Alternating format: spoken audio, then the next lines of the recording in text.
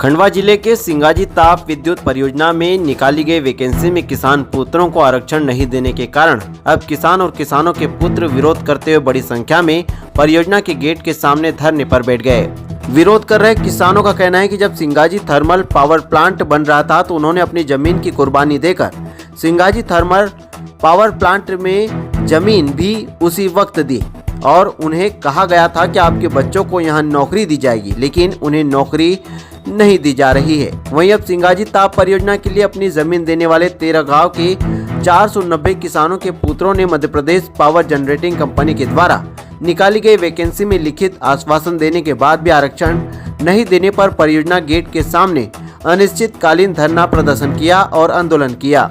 किसानों के धरने को समर्थन देने खंडवा लोकसभा से दावेदारी कर रहे कांग्रेस के नेता सोनू पहलवान गुजर यहां पहुंचे और किसानों के पुत्रों से जमीन अधिग्रहण के कागजों को पढ़कर पूरी तरह से समर्थन किया।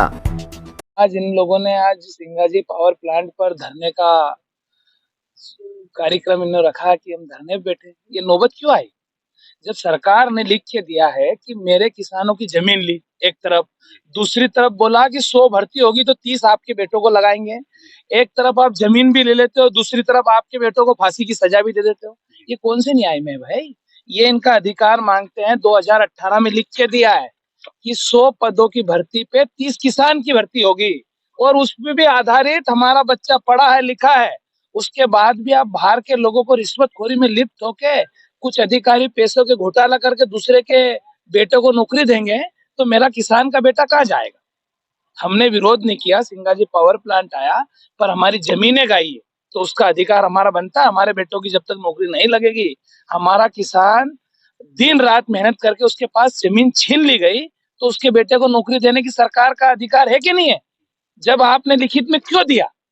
जब तक ये हमारी बात नहीं सुनेंगे, मैं इनके साथ मरने के लिए तैयार हूँ। यहीं बैठूंगा, जब ये मुझे बुलाएंगे जब आऊंगा। और मैं देश के प्रधानमंत्री और प्रदेश के मुख्यमंत्री जी से बात करना चाहता हूँ, ये मेरी बात उनके पास चली जाए।